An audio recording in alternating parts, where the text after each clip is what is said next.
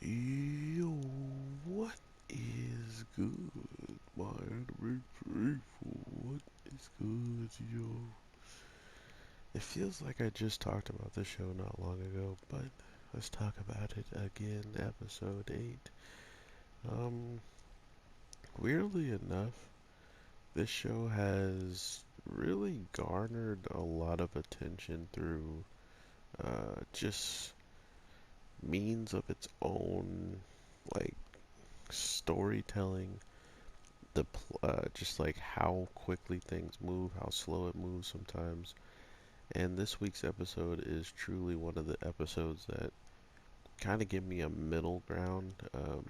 Not only did like not everything pop off and give us some like outstanding change in the narrative in the case of someone straight up, uh, exposing the world's secrets, but a lot did get told in the case of what type of partner the mushroom guy wants, who and what, uh, who might have that ability that the mushroom, like, we actually know is a candidate, like, pretty much already. Um, this Blue Knight really sounds like the most dangerous time to be in his family because as we hear from the other members, it's pretty much like hits. Like there's hits that get put on you, and I guess maybe if they're taken out, well, they're quote unquote supposed to be partners.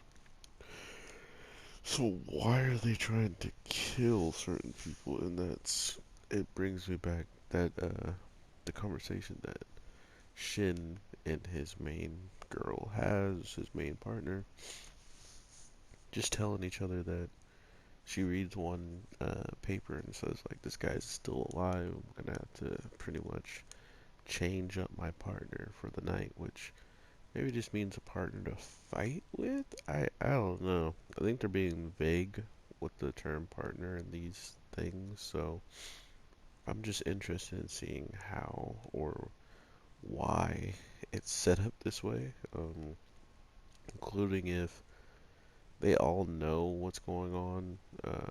Like the guy, the mushroom head guy, and stuff like that. He knows all these people are going to be targeting his family members, but he kind of just wants them to be able to handle themselves and get out of this situation on their own. So instantly, uh, the slow parts of everything is our main character not really getting anywhere throughout the whole entire episode. In the case of he goes to the sorcerer world saying that he's not going to bring his one good friend into all of this anymore, even though she's probably right at the center from everything I can understand so far.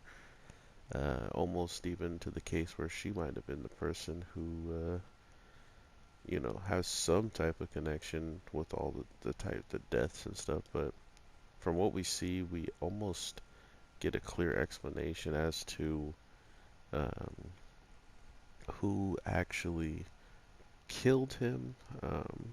It still felt pretty vague to me. Like the guy that took out our main character look pretty much because it was all shadows and all his figure was all blacked out on purpose, but it looked like him, right? Like almost like this situation has happened before with the grand scheme of the mushroom guy maybe making a clone of people and having two of them alive. Because right now there's two of them alive right now, right? And imagine the if one of them ends up killing the other, and that's like a memory that they'll share of from both of each other's perspectives. It's super complicated and weird already, but that's why the show also has a little bit of that mystery factor going throughout every single episode that I like about it.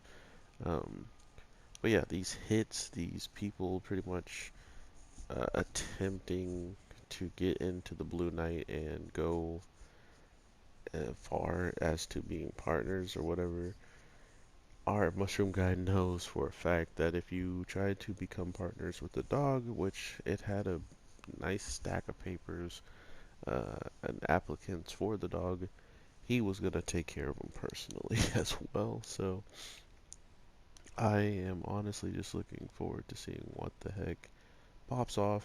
Because, like I said, this one of the wilder shows, and now that our mushroom guy has an idea that this black smoke to control time might actually exist, like someone's black smoke actually may have that, he's gonna stop at nothing to get to that person as long as he can actually find out who it is before time of him maybe getting bobs. Because in this show, I feel like any and everybody is kind of free game to die. So another big heads up for the show is don't get too attached, because just like how we saw our big, strong, bulking woman just straight up got sneak attacked in the bathroom while she's taking off her heels, just to kind of prove how deadly serious everybody is in this event, and just how ridiculous probably next week's going to be popping off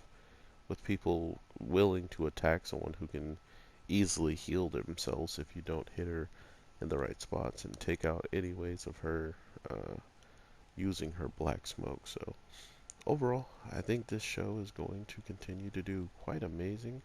From what I'm hearing from everybody, it sounds like there's so much still to come that the season's not necessarily going to end with a, farewell and thanks for watching and we'll never be back.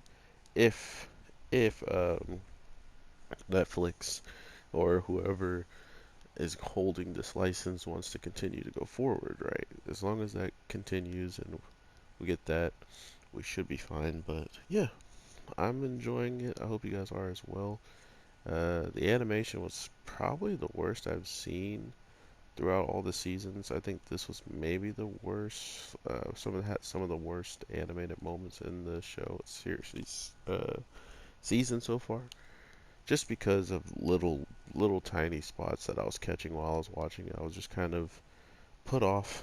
So I just want to be honest with you guys. I don't like hiding anything, and if it was there and someone's like, "Well, you didn't talk about anything bad," it's like, well, I did, but that's not what my channel's here for. I'm not here to gripe on every single thing that caught my eye and the attention to detail and stuff like that. I'm more or less just looking at the plot. How did it make me feel? Did it did it do well?